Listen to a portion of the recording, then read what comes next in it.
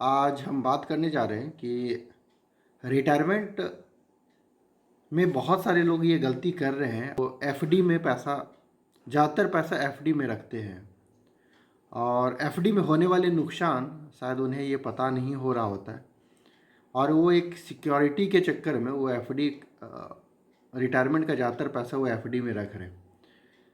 तो आज इस वीडियो में आपको ये पता चलेगा कि एफडी से बेहतर आपके लिए मार्केट में और भी बहुत कुछ है, ताकि आप अपने लाइफ में एक सुकून भरी ज़िंदगी जी सके।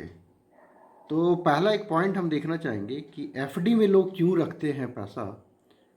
तो सबसे पहला जो कंसर्न है लोगों का एफडी में पैसा रखने का, वो है कि सरकारी बैंक।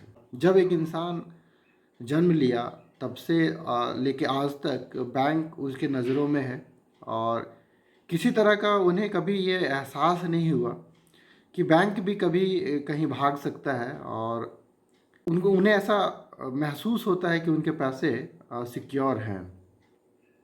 आपकी जानकारी के लिए मैं बता दूं कि आज बैंक में अगर 5 लाख से एवं कुछ भी अगर पैसा रखे हैं तो बैंक अगर किसी कारणवश से दिवालिया घोषित होता है तो आपको सिर्फ 5 लाख रुपया ही मिलेंगे, चाहे आपके पैसे कितना भी क्यों ना रखा हो। 5 लाख से एवं जो भी पैसा है, लेकिन आपको पैसे मिलेंगे सिर्फ 5 लाख ही। तो आपको ये जानकारी होना बहुत ज़रूरी है और जिस सिक्योरिटी के चक्कर में आप अपने पैसे को कहीं ना कहीं लॉस कर रहे हैं, उसके लिए आपको समझना बहुत ज़रूरी है कि मार्केट में आखिर जाएं तो जाएं कहाँ। मार्केट में आज LIC एक ऑप्शन लेके आया है, आप वहाँ पे शिफ्ट हो सकते हैं। आपके लिए म्यूचुअल फंड में SWP प्लान है, वहाँ पे आप शिफ्ट हो सकते हैं, जहाँ पे एक मैक्सिमम रिटर्न आप ले सकते हैं विथ लो रिस्क पे। दूसरा, अगर रिस्क का नाम ही अपने साथ से अगर हटा देना चाहते हैं तो आपको LIC में शिफ्ट होना चाहिए। अब क्यों शिफ्ट होना चाहिए, इसको भी आपको जानना बहुत ज़रूरी है।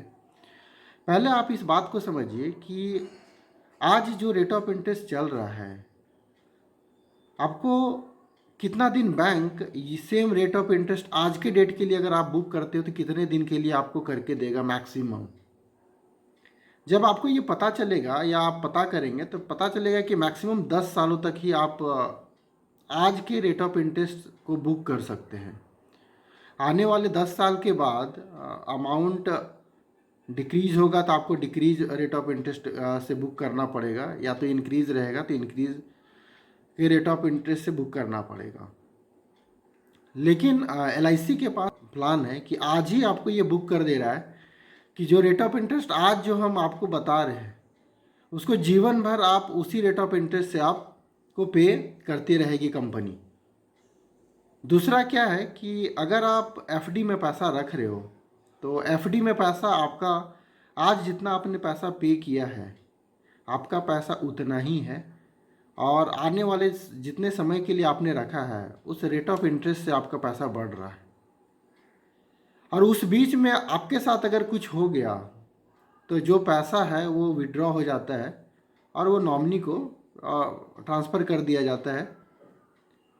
अभी LIC में क्यों शिफ्ट होना चाहिए इसको समझते हैं थोड़ा देर के लिए समझें कि आपने 10 लाख रुपया अपने बैंक में रखा FD के तौर पे, जो आपको 10 साल में डबल देगी। मैं कहता हूं कि उस 10 लाख को आप पार्शियली तोड़ के रखो LIC में। आप 10 लाख का FD बना रहे हो बैंक में डायरेक्ट 10 लाख रुपया डालकर, मैं कह रहा हूं कि उस 10 लाख का FD आप 1 लाख रुपया सालाना डाल करके आप FD बनाओ 10 लाख का। दोनों में डिफरेंस क्या होगा ये भी थोड़ा सा समझने की कोशिश करते हैं। बैंक में आज आपने 10 लाख रुपया दिया तो 10 साल के बाद आपको 20 लाख रुपया करके देगा। थोड़ा वो टाइम ऊपर नीचे करके देख लें, पूरी एग्जैक्ट टाइम को आप कैलकुलेशन करके देख लीजिएगा।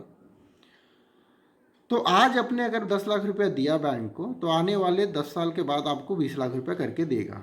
बीच में अगर कुछ हो जाता है तो वही रेट ऑफ इंटरेस्ट से जो कुछ होगा, जो बीच में ब्रेक होता है तो रेट ऑफ इंटरेस्ट डाउन हो जाता है, उस हिसाब से जो भी पैसा बनेगा वो आपको दे देगा।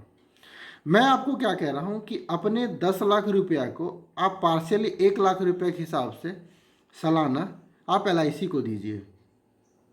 अब आपका पैसा 10 लाख के जगह पे आपका पैसा अब करीब करीब 30 लाख रुपया स्टार्टिंग से हो गया। आप 10 लाख को वन टाइम में आप शिफ्ट नहीं कीजिए। एफडी में 10 लाख को वन टाइम में शिफ्ट नहीं कीजिए।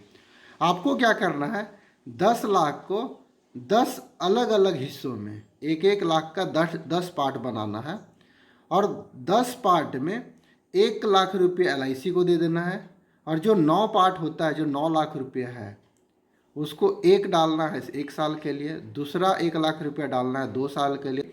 ऐसे आपको जितना समय रहेगा वैसे वैसे करके आपको पार्शियली बांटते जाना एफडी में।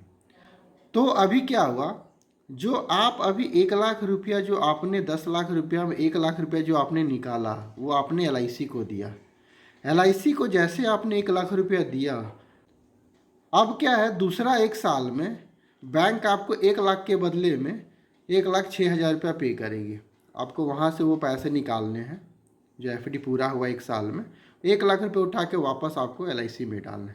ऐसे कर करके हमें 10 साल तक डालने हैं और 10 साल के बाद हमारे पास जो पैसा जो है वो 13वें साल से आपके पास हर 1 लाख रुपया आपको मिलना स्टार्ट हो जाएगा। अच्छा रिटर्न बनाते हुए, हैप्पीली लाइफ जीते हुए आप अपने डिपेंडेंट के लिए, अपने बच्चों के लिए एक अच्छा पैसा बना के जाएंगे। तो अगर कोई कन्फ्यूज़न होगा तो मैसेज या तो फिर कॉल बैक कर लीजिएगा।